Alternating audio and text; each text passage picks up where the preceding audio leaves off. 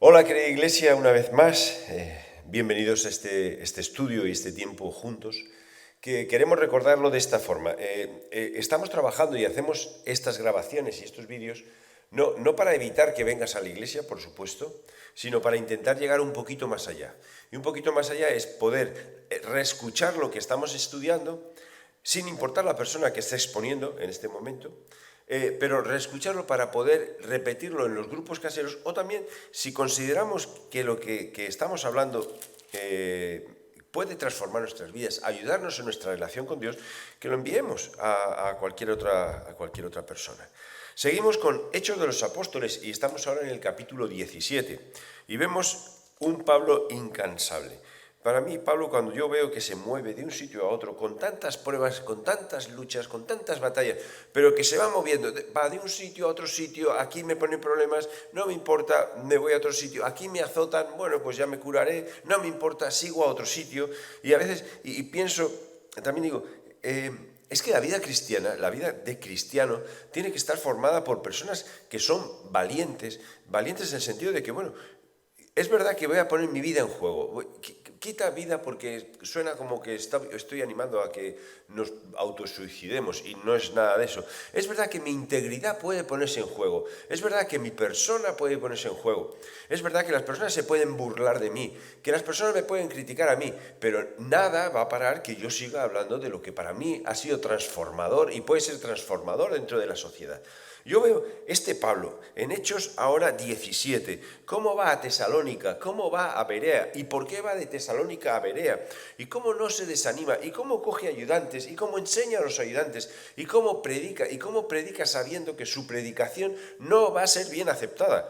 Digo, es un ejemplo tremendo. Hoy en día que tenemos que estar hablando así con todo medido para que nadie entienda nada mal, para que nadie se sienta herido, para que nadie se sienta acusado.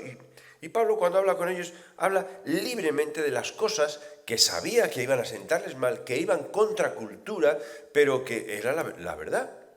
Entonces, hay muchos retos. Quizás estos ya no los mencione. Sí vamos a centrarnos en el mensaje nuclear del Evangelio, que a veces nos vamos mucho por otros mensajes, pero el mensaje central, el mensaje que es nuestra roca fuerte, donde nosotros anclamos nuestros pies, y hablar de ese mensaje, como Pablo habló de ese mensaje, cómo la gente reaccionó a ese mensaje, tanto positiva como negativamente, pero como Pablo dice, bueno, pues si no queréis escuchar, me voy a otro lado. ¿Y qué hace Pablo en el otro lado? Ahora voy a tener cuidado para que no... No, Pablo habla igual. Habla igual. Bueno, me da igual que no te guste el mensaje, es que el mensaje es el mensaje. Y ya está. ¿Cuántos ya sencillamente leyendo Hechos y viendo la vida de este hombre, de este gran hombre, que puede decir, bueno, es que Pablo era Pablo, y bueno, Pablo es Pablo, Andrés es Andrés, tú eres tú, y cambian las circunstancias? No, cambia el mensaje. Espero que nunca jamás cambie el mensaje, porque si cambiamos el mensaje empezamos a meter el nuestro, ya estamos tergiversando e inventándonos cosas, que ya se empezaban a inventar cosas en el primer siglo. Eso para mí es muy sorprendente. En la diapositiva, muy sencilla, en esta ocasión la verdad es que no invertí mucho tiempo en colores ni nada, porque me interesaba más lo que estaba ocurriendo, casi la parte de la historia, de la vida de este hombre de Pablo. Vamos a empezar orando, ya casi he compartido cosas que salen del corazón, pero me gustaría que este tiempo estuviese entregado en manos de Dios. Si para ti es muy difícil, muy raro esto de orar y pedir que... Yo no estoy diciendo que yo me voy a convertir en Dios y lo que yo voy a decir es sagrado. Hoy vamos a aprender algo, un principio muy importante cuando escuchemos cualquier cosa acerca de Dios. Pero sí pedimos que Dios en su sabiduría frene las palabras que no valen para nada, pero que hagan como que las palabras que tienen valor aumenten, se iluminen. Así que, Señor, de verdad te entregamos este tiempo en tus manos. Te damos muchas gracias por tu mensaje. Un mensaje que a veces pensamos que no es necesario, o un mensaje que pensamos que puede ser que se ha quedado atascado en el pasado, pero es un mensaje de reconciliación contigo. Estamos hechos y hemos sido creados para vivir una relación contigo, disfrutar de todo lo que nos rodea, pero teniéndote a ti a nuestro lado. Por eso, Señor, queremos pedirte que nos ayudes quizás a sacar algunas verdades, quizás a sentirnos retados con algunas cosas, a no verte como un Dios lejano, sino como un Dios que ha hecho todo lo posible y para nosotros e incluso imposible, pero para que estemos cerca de ti. Gracias Dios por amarnos, por cuidarnos. Gracias Dios por tu iglesia, que somos todos, y queremos pedirte que de verdad reconozcamos que tú eres la cabeza, que tú eres la piedra angular, que tú eres el buen pastor. Así que este tiempo es tuyo, este texto es tuyo, y pedimos que nos ayudes a concentrarnos en ti, en el nombre de Jesús. Amén. Amén. Hechos 17. Así que vamos a leer. Te animo a que abras tu Biblia o si quieres puedes mirar en la diapositiva el texto. El texto está sacado de la versión Reina Valera 60 y he puesto ya algunas cosas en colores, que son cosas que son importantes. ¿Dónde voy a parar? Quizás pare ahora, quizás lo repita y déjame que si algunas cosas las repito es que considero que son importantes. Espero no repetirlas muchas veces, que te canses, pero por lo menos repetirlas 2 para que nos enteremos. Dice que estaba pasando Pablo, acordaos que ya lo hemos dejado en Filipos, ahora Pablo, el inquieto de Pablo sigue. Y no pienses que cogía el avión y iba de un sitio para otro. Esto era andando o en carreta o lo que sea, pero los viajes eran muy incómodos. En Corintios él habla, dice que he hecho viajes arriesgando mi vida en viajes y todo. Estos viajes son los que encontramos en Hechos. Así que pasando por Anfípolis y Apolonia, llegaron a Tesalónica, donde había una sinagoga de los judíos. Para que hubiese una sinagoga tenía que haber un determinado número de judíos. Entonces, Pablo lo que hacía era de sinagoga en sinagoga. ¿Por qué iba a las sinagogas? Porque en las sinagogas estaba la gente que quería escuchar acerca de Dios. Ya estaban los que conocían a Dios, Antiguo Testamento, que necesitaban conocer a Jesús, que era revelación, pero también en estas sinagogas ocurría que se ponían en las paredes y en las puertas y en donde sea las personas simpatizantes del judaísmo, y entonces eran personas abiertas espiritualmente a escuchar el mensaje de Dios. Así que él iba a las sinagogas. Y Pablo, como acostumbraba, fue a ellos y por 3 días de reposo, 3 sábados, discutió con ellos. Discutir no es a pedradas, es dialogó con ellos. Esta es la palabra, diálogo. Lo que pasa es que al poner discutir, a Pablo no solo dialogaba, sino que insistía. ¿Por qué insistía? ¿Porque quería convencer a las personas de que creyesen en Pablo? ¿O porque realmente él sabía, como judío que había sido entregado 100% al judaísmo, que el judaísmo, que las tradiciones judías sin Cristo no sirven para nada? O que, con todo mi respeto, si me estás escuchando, o que las tradiciones judías y el judaísmo es un tipo, una imagen de lo que realmente explota cuando viene Jesús. Entonces, él descubrió eso en su propia vida, que fue judío de los más judíos, de todos, del más creyente de todo, y se apareció Jesús y cambió su vida. ¿Qué pasó allí? ¿Qué pasó allí? Es cuando Pablo abrió su mente. Por eso discutía, vamos a poner un poco de ardientemente, con palabras, todo, discutía con ellos, declarando y exponiendo por medio de las Escrituras que era necesario que el Cristo padeciese y resucitase de los muertos, y que Jesús, a quien yo os anuncio, decía él, es el Cristo. Que padeciese y resucitase de los muertos, para los judíos era una ofensa muy grande. Si tú quieres empezar bien una conversación con un judío en una sinagoga, tú no puedes decir que el Mesías va a sufrir, porque el Mesías para el judío era alguien que les iba a liberar del imperio romano, era alguien poderoso y fuerte. Y de repente Jesús, que es el Mesías, según decía Pablo, era necesario que sufriese. Pero ¿cómo va a sufrir mi liberador? ¿Cómo va a sufrir mi libertador? ¿Cómo va a sufrir quien me va a hacer libre o quien va a hacer libre mi nación de todo este imperio que me está oprimiendo? Pues era necesario, porque el mensaje al final es decirnos, Jesús no vino para liberarnos de este imperio humano, Jesús vino para reconciliarnos con Dios y liberarnos del imperio que quizás no vemos, que está en manos de Satanás, que está en manos del enemigo, que la sociedad inconscientemente lo está siguiendo, porque sigue sus propios impulsos, sus propias pasiones, sus propios conceptos, pero no tiene nada en cuenta de lo que Dios está diciendo. Entonces, era necesario que padeciese, ya empezamos un poco mal, y que resucitase de los muertos, porque Jesús, a quien dice él que es el Cristo, no es como nuestro David, a quien aplaudimos, no es como nuestro Moisés, no es como nuestros patriarcas que murieron y quedaron muertos, sino que no vio corrupción. yo pensaba, ¿por qué aquí hacen un resumen muy resumido de lo que es la exposición de Pablo? Y es que cuando estamos mirando Hechos de los Apóstoles y cogemos la Biblia y miramos un poquito más para atrás, en el capítulo 12 encontramos que Pablo en Pisidia también hace una exposición exactamente de lo mismo. Lo único es que Lucas, el escritor, en esta ocasión sí pone la exposición, todo. Y entonces él dice que Pablo en el versículo 16 levantó la mano como haciendo una señal diciendo yo quiero decir algo. Y empezó a hablar. Y empezó desde el principio. Mira, empezó desde el principio del principio, desde Éxodo, y empezó a contar todo lo que tiene que ver con sus patriarcas, con los líderes del pueblo de Israel, con las personas que para los israelitas eran importantes. Vamos a decir, repite mucho o habla mucho sobre David, sobre David, sobre David, como alguien, un rey muy importante para ellos, que los libró de muchos pueblos, pero está luego comparando como diciendo, pero es que ¿sabes qué pasa? Que David, que a quien nosotros podemos reconocer por muchas facetas positivas, David quedó muerto y murió. Y se quedó sepultado y vio corrupción y está podrido, vamos a decirlo así, es lo que está hablando. Pero Jesús murió y resucitó. Pero ¿cómo está hablando ahora de la resurrección? Y nosotros podemos decir, bueno, ahora va a venir Semana Santa, pero hoy no toca resurrección. Pero es que el mensaje de Cristo sin la resurrección se queda siempre corto.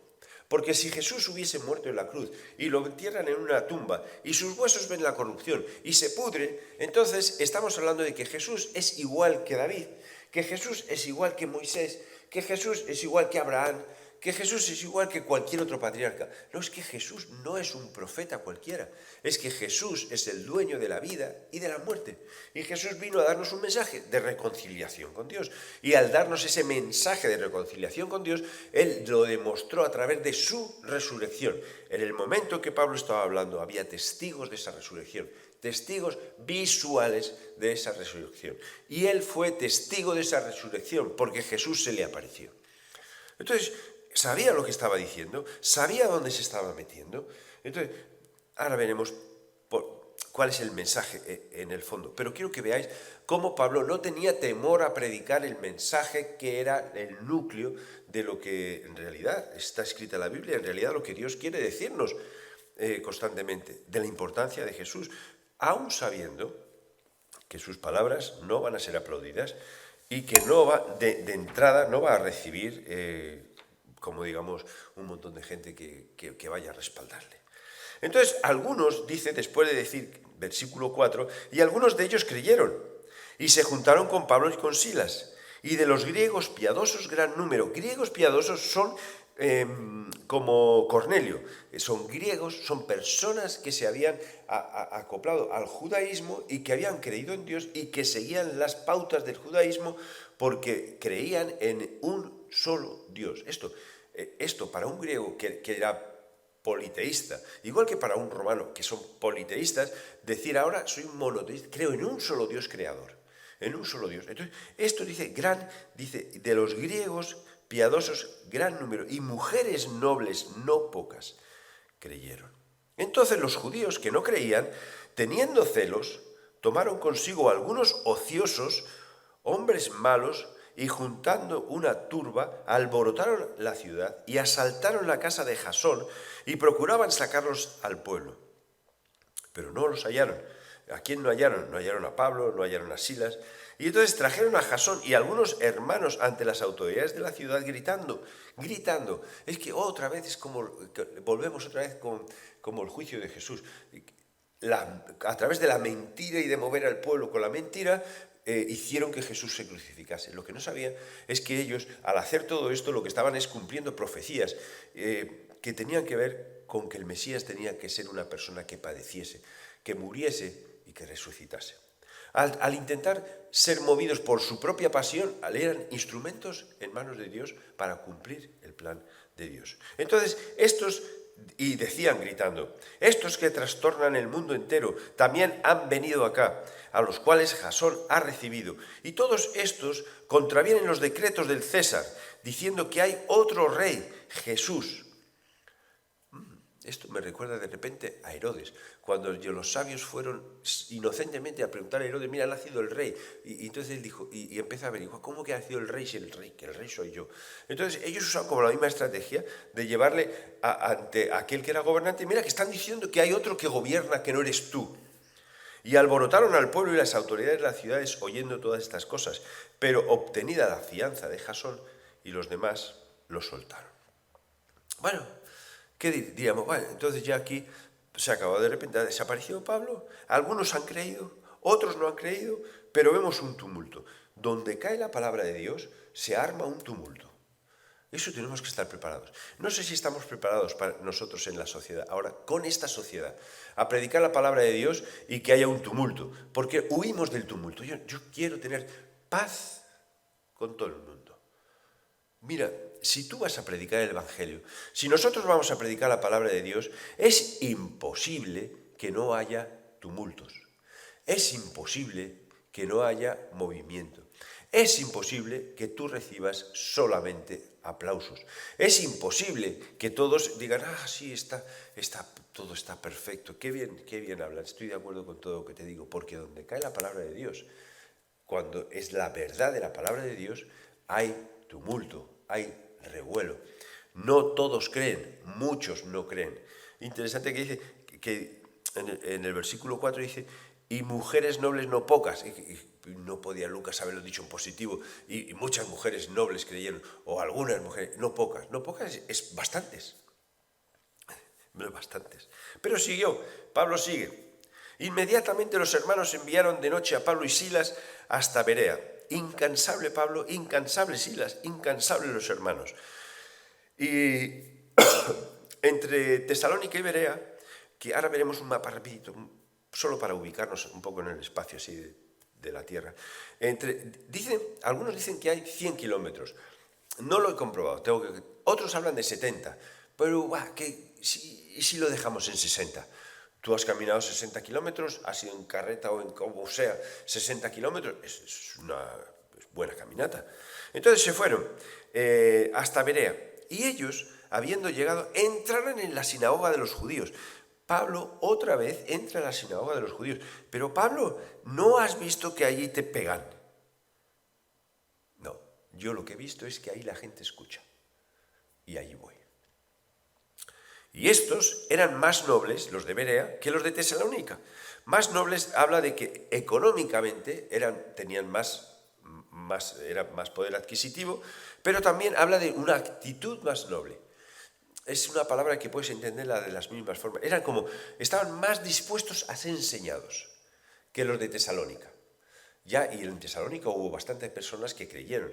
Pero estos eran más nobles que los de Tesalónica y recibieron la palabra con solicitud, escudriñando cada día las Escrituras para ver si estas cosas eran así.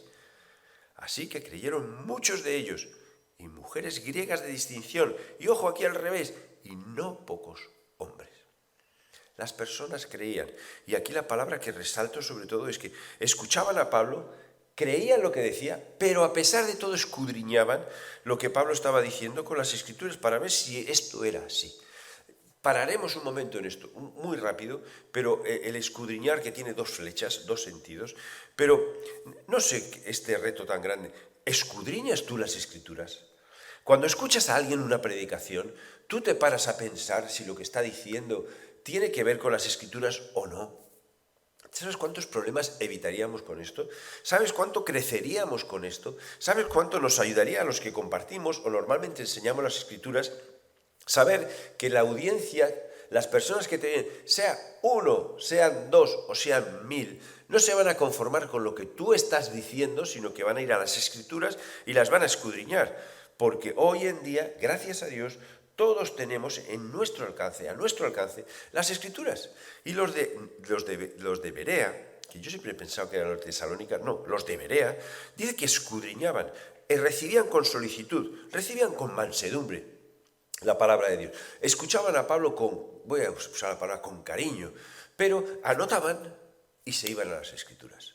Y miraban las Escrituras, y miraban a ver si esto. Así que creyeron muchos de ellos. Mujeres griegas de distinción y no pocos hombres. Y cuando los judíos de Tesalónica, recordad que los judíos que se alborotaron, supieron que también en Berea era anunciada la palabra de Dios por Pablo, fueron allá y también alborotaron a las multitudes. Otra vez alborotaron esta palabra que aparece otra vez en la primera diapositiva que hemos visto, alborotaron. Pero ¿por qué? Donde va la palabra de Dios hay alboroto. Hay alboroto, va a haber gente incómoda y esta gente incómoda no va a parar. Y no va a parar,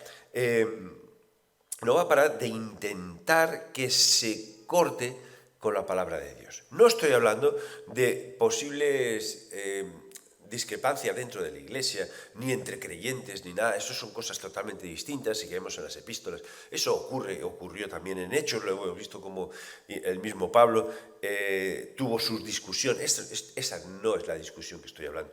Pero estoy hablando de fuera hacia la Iglesia, de fuera hacia el mensaje, que intentarán cortarlo de cualquier forma, porque estos de Tesalónica fueron corriendo, en Berea están armando, otra vez están hablando, estos Pablo y Silas, es que son incansables o qué. Versículo 14, pero inmediatamente los hermanos enviaron a Pablo que fuese hacia el mar, y Silas y Timoteo se quedaron allí. Y los que habían encargado de conducir a Pablo le llevaron a Atenas. Otro episodio que veremos más adelante, en otro estudio. Y habiendo recibido orden para Silas y Timoteo de que viniesen lo antes posible porque Pablo parece ser que los necesitaba. Pablo corriendo, todo el rato corriendo. Vemos que Pablo en Tesalónica se queda como 3 días de reposo, 3 sábados. Estos 3 sábados podemos decir que se quedó como un mes y ese mes dialogaba sobre la palabra de Dios. Muchos creyeron, algunos creyeron, ojo, que dice algunos creyeron, griegos y mujeres nobles, que algunos creyeron. Entonces, como vieron que las cosas estaban revolucionando, los persiguieron y quisieron encarcelarlos. No los pudieron encarcelar y ellos salieron hacia Berea. En Berea hablaron de la palabra de Dios y algunos creyeron. Y cuando vieron que algunos creían, fueron a por ellos y una vez más Pablo tiene que huir. Digo, ya Pablo, supongo que ya, a lo mejor en Atenas llegó y ya dijo, ya me jubilo porque ya he hecho un montón de cosas. Ya creo que me he redimido, he hecho muchísimas cosas. Pues descubriremos, Dios mediante, que en Atenas Pablo tampoco se quedó quieto. Qué diferente es Pablo de Andrés. Qué diferente es Pablo a veces de nosotros mismos, que cuando compartimos o decimos, mira, es que yo soy creyente, y recibimos risas, cualquier cosa que nos ofenda, entonces ya no lo digo más, porque para que se rían de mí, yo veo a Pablo y digo, ¿te quieres reír? Pues te ríes. Ahora me muevo aquí, ¿te quieres reír? Pues te ríes. Pues me muevo aquí, ¿te quieres reír? Pues te ríes, porque el mensaje es el mensaje, la verdad es la verdad, y lo que yo estoy llamado a hacer es compartir el mensaje. Mira en el mapa, es muy fácil, solo tienes que mirar la parte superior, encontramos Filipos, que estuvimos hablando, un poquito más al lado, o sea, tú tienes que caminar y encuentras Anfípolis y luego encuentras Tesalónica y luego encuentras Berea. Ves que Tesalónica y Berea están situadas en sitios distintos y al estar en sitios distintos ahí hablan más o menos de que hay cierta distancia. En la diapositiva también poco todos los sitios que visitó Pablo anteriormente en el 16, en el 17 veo que ahora visitó 2, aunque acá, luego vemos más adelante que visita otro. ¿Cuál era el mensaje? ¿Cuál es el mensaje que Pablo central, que Pablo repetía una y otra vez? Que vemos en el capítulo, vuelvo a decir, 13, de Hechos, y que es un mensaje donde se habla así del perdón de los pecados a través de Jesús, y no solamente del perdón, sino de que somos justificados del todo para aquel que cree en Jesús. Hay una diferencia entre el perdón y la justificación. Mira, el perdón se podía conseguir en el Antiguo Testamento. Claro, vas a decir, ¿cómo? Bueno, pues era a través de los sacrificios. Si tú creías en Dios, tú querías estar en paz con Dios, tú entregabas una ofrenda y un sacrificio. Y dependiendo del pecado, dependía la ofrenda. Pero la idea era que la paga del pecado es muerte. Entonces, ¿quién va a morir? ¿El que ha pecado? Dios siempre ha puesto un intermediario. No, va a ser un cordero, o no, vas a tener que sacrificar una ofrenda de cualquier otro tipo. Entonces, vemos que hay un sistema de sacrificio, y este sistema de sacrificio nos recordaba que existía la posibilidad del perdón. Una vez al año, incluso el sumo sacerdote pedía perdón por él, por sus pecados, porque el sumo sacerdote no era perfecto, no había nadie perfecto, solo uno. Nadie perfecto, solo uno. Jesús, quien padeció, quien sufrió en la cruz, quien murió en la cruz y quien resucitó. Y entonces, pues había, vamos a decir, que el perdón de los pecados existía. Yo me ponía al día sacrificando un cordero, sacrificando cualquier... Puedes mirar el Levítico y ves todas las pautas y todas las normas que hay. Aquí entonces es donde digo yo, ahora te toca escudriñar, irte al Levítico y escudriñar tú a ver si lo que digo es verdad o no. Entonces, en cierto modo existía el perdón temporal. Con Jesús tenemos el perdón de los pecados eternamente, atemporal. No hay más sacrificio para el perdón de los pecados que tengamos que hacer. Dice, bueno, la obediencia. No, la obediencia para mí es fruto de entender el perdón de los pecados. Entonces, en nuestra lucha y nuestro caminar diario, donde luchamos y caminamos con cosas que son, que nos tientan, nos llaman la atención, que van contra lo que Dios quiere, que nos destruyan a nosotros mismos, no tenemos que olvidar que en la cruz existe el perdón de los pecados. Entonces, no hay sacrificio tuyo humano que puedas hacer. ¿Por qué Cristo hizo el sacrificio humano? Sufrió en la cruz por nosotros. El Mesías sufrió en la cruz por nosotros. ¿Qué garantía tengo yo de que ese sacrificio es válido? La resurrección de Jesús. Porque si la paga del pecado es muerte, entonces, ¿con qué combato la muerte? Con la vida.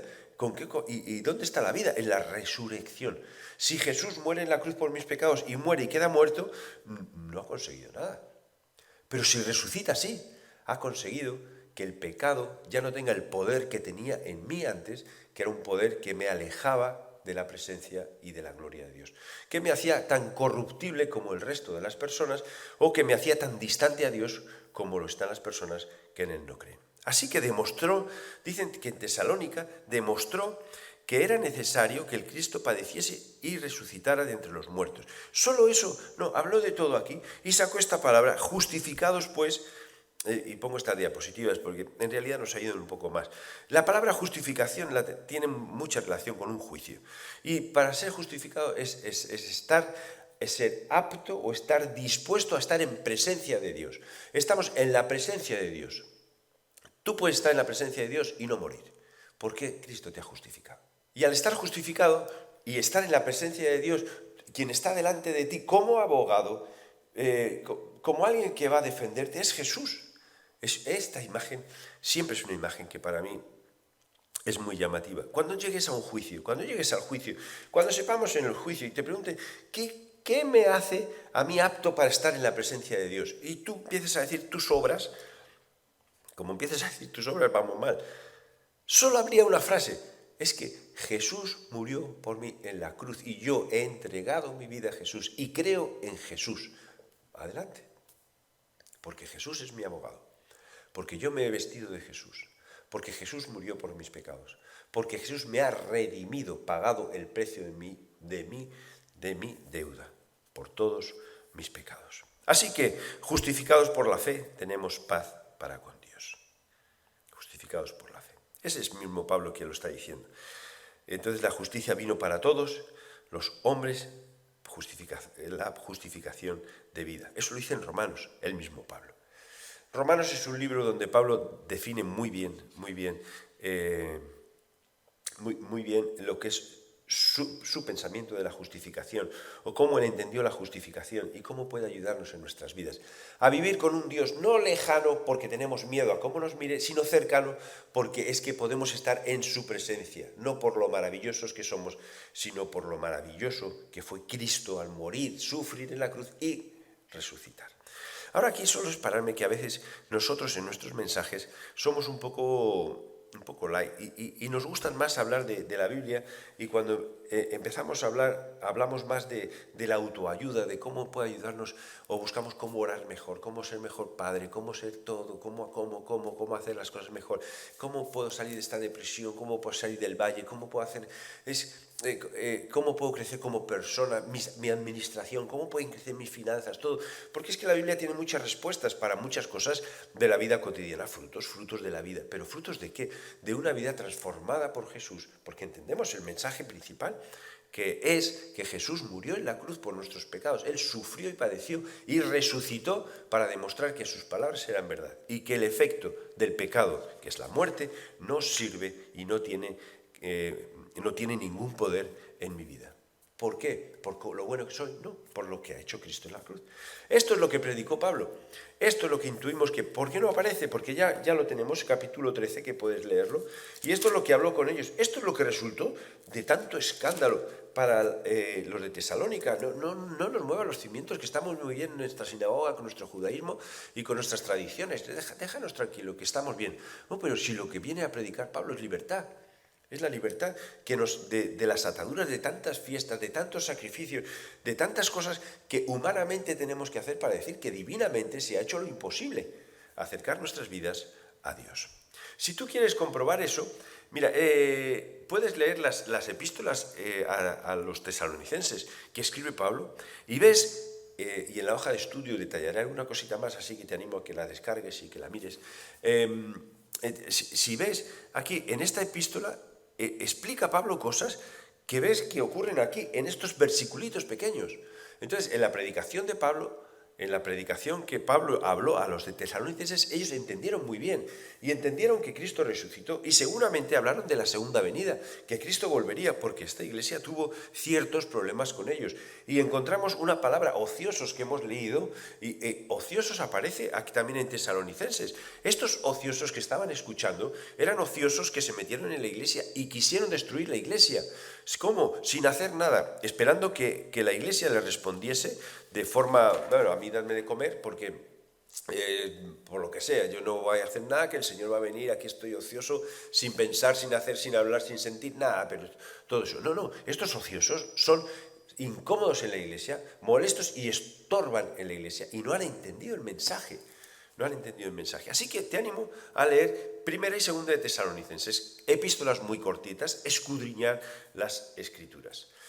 Cuando llega la palabra hay alboroto, que nos quede esto claro, y esto tiene que quedarnos claro. Dice, llegar la palabra o llevar la palabra de Dios no es malo, no es malo, pero ¿por qué causa tanto alboroto? ¿Por qué causa tanto alboroto? Siempre lo he puesto a mi pobre abuela. El disgusto más grande que le pude dar en mi vida pasó decirle que ahora era creyente.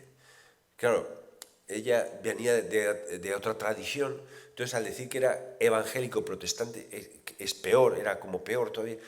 Entonces fue el peor disgusto que le pude dar a mi abuela. E intenté hablar con ella y decirle, mira, pues es que yo hablo, y hablé de esto, de la base, de lo más importante. Pero es que, ¿sabes qué? Es que ella se centraba en qué pasa con todas las tradiciones que por años hemos vivido como familia. ¿Qué pasa con todo esto? Pues mira, en realidad que eso no es útil, es inútil. Son adornos que no sirven para nada. E incluso a veces son adornos tan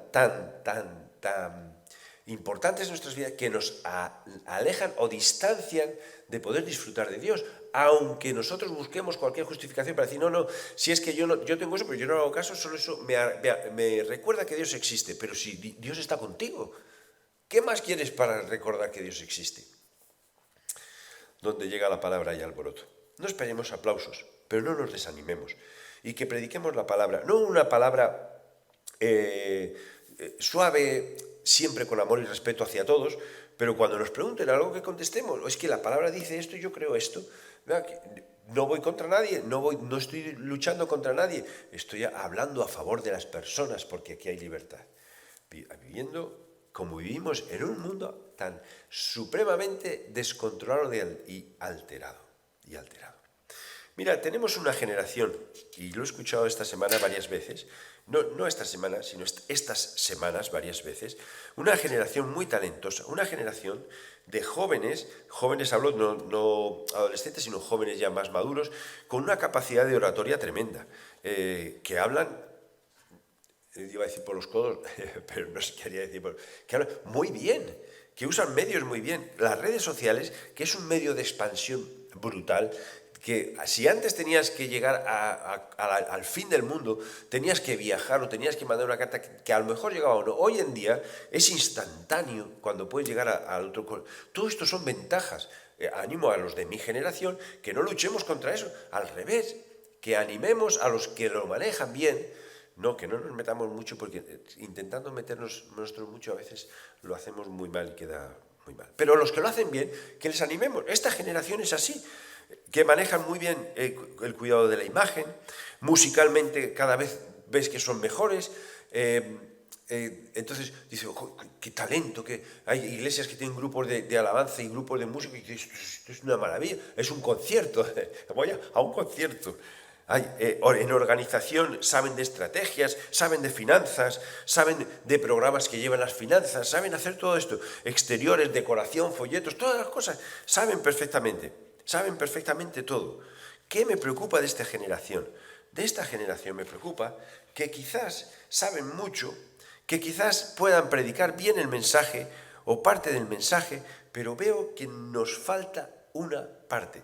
Y esta es la de Berea. Lo que nos falta es, yo no voy a decir ser más nobles en el sentido de riqueza, sino ser más dóciles a la hora de aprender, prestar atención a la palabra a la hora de aprender y escudriñar todo lo que escuchas, todo lo que escuchamos. Una generación tan dotada que a veces lo que realmente exaltamos es el don y nos olvidamos del contenido que es la palabra. Pero si es que lo que nos da sentido es lo que está escrito aquí, lo que nos hace vivir una vida con Dios es lo que está escrito aquí, no tu don, no tu forma de tocar la guitarra. Y si tocas la guitarra no hablo de ti, es un ejemplo. No tu forma de hablar, no tu forma de montar el escenario, no las luces, no, lo que nos da sentido al mensaje que nos estamos dando es la palabra. Y lo que nos falta a veces, pienso y mirándolo como generación nueva, sangre nueva, e incluso pensando en los que ya somos más veteranos, es esta nobleza de Berea, esta aceptación de la palabra de Berea y escudriñar las Escrituras. ¿Cuánto hace que no te sientas una hora para escudriñar las Escrituras y saber por qué dice esto aquí y qué está significando? Y ahora me voy a Tesalonicenses y voy a estudiar lo que significa tesalonicense, qué están haciendo en Tesalonicenses, y voy a ver quién era este, y voy a ver por qué contesta así, y voy a ver por qué tuvo que morir Cristo en la cruz, y por qué es tan importante decir que Jesús es Dios y no decir que fue cualquier persona, porque si es cualquier persona no es perfecto, Dios tiene que ser perfecto. Jesús tenía que ser perfecto, el sacrificio tenía que ser perfecto. Pero ¿por dónde vienen todas estas cosas? ¿Cuál es escudriñar? Para mí escudriñar, bueno, miré la palabra escudriñar es investigar y buscar, pero no me queda satisfecho, entonces busqué en la RAE. No está muy bien hecho porque el escudriñar es en griego, que significa investigar y buscar, y en la RAE dice que es examinar, inquirir y averiguar cuidadosamente algo y sus circunstancias. Cuidadosamente algo y sus circunstancias. ¿Vale? Para mí es como ir a la playa y en vez de mirar el mar por arriba, ¡ay, qué bonito el mar! Depende del día. Que es como mirar por encima la Biblia. ¡Ay, qué bonito! ¡Qué bien esto que me dice! Pero esto del Antiguo Testamento yo no lo entiendo muy bien. No pasa nada, ¿no? Pero esto, mira qué bonito. Este versículo, qué bonito. Y este otro. Y encima la Biblia, estas que yo estoy a favor de ellas, pero estas Biblias que ven subrayadas las promesas, pues ya me compro esa y ya no tengo ni que leerla porque leo lo subrayado y ya está. Pues qué bien. Pero es como cuando vas a la playa y te conformas con ver la parte de arriba. ¿Qué tal si buceas? Si buceas. Y empiezas a ver, ya sé que a algunas personas nos da miedo. Coge otra imagen, la que quieras, ¿vale? Pero cuando buceas en el mar, empiezas a descubrir las cosas que hay por debajo. Y es increíble, aunque pienses que no hay nada, es increíble todo. Es increíble la arena debajo del mar. Es increíble los animales, cómo pueden vivir. Y los animales que ves ahí, que están viviendo. Es increíble la flora que hay. Es increíble ver las algas. Estas que a veces nos dan tanto pánico, atrévete a meterte entre las algas y vas a descubrir muchísimas cosas. A lo mejor te encuentras, como me pasa a mí casi cada verano, unas gafas de sol de alguien que las ha perdido, ya oxidadas. ¿Cuántas cosas hay debajo del mar? Pues sabes que esta palabra escudriñar, yo la escudriñé. Y hay dos vertientes. Una, donde Dios nos escudriña a nosotros. ¡Ay, qué miedo! Dios, y solo déjame leer quizás el más difícil, más raro que sé. En Sofonías es un libro que está en la Biblia, hay que escudriñarlo. Sofonías 1:12 dice: acontecerá en aquel tiempo que yo escudriñaré a Jerusalén, quita Jerusalén, pon Andrés aquí a mi pueblo, y mira, dice con linterna. Yo escudriñaré a mi pueblo con linterna. Dios nos escudriña a nosotros. El escudriñar no quiere decir que yo voy a escudriñar a Dios, porque eso sería orgulloso, pedante y además una relación insana con Dios. Porque yo no soy quien para escudriñar a Dios. ¿Quién me creo yo para escudriñar? Voy a escudriñar a ver si Dios está haciendo las cosas bien o si Dios... No, perdóname, tú eres criatura, Él es creador. ¿Vale? Sí es verdad que somos sus hijos, si creemos en Él, pero no deja de ser el Padre. Entonces, no escudriñamos a Dios, pero Dios puede escudriñarnos a nosotros. En esta relación con Dios, donde Dios nos escudriña a nosotros tenemos que estar atentos porque no hay nada que se esconda en nuestro corazón que no se ha visto. Y en Sofonías la imagen es que va con la linterna mirando. ¿Para qué? Para hundirnos, déjame decir esta palabra, para fastidiarnos, para estorbarnos. No, es al revés. Es porque quiere limpiarnos, no quiere que haya nada que estorbe en nuestra relación y quiere que en realidad el sacrificio de Cristo en la cruz sea útil 100% en tu vida. No solo para recibir el perdón, sino para vivir en limpieza y vivir ese perdón de parte de Dios. Entonces, Dios nos escudriña y la otra flecha es que nosotros escudriñamos ¿qué? Las Escrituras.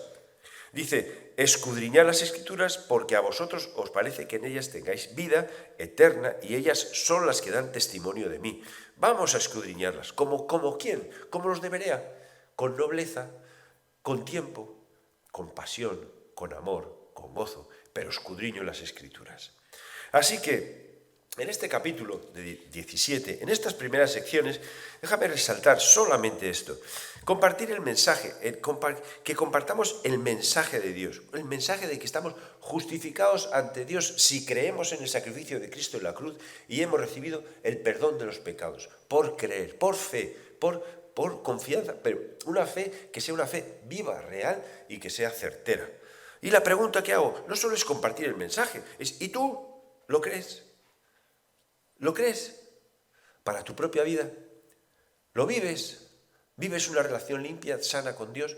¿Tienes temor a Dios? ¿Temor de qué? Temor de miedo, digo, ¿vale?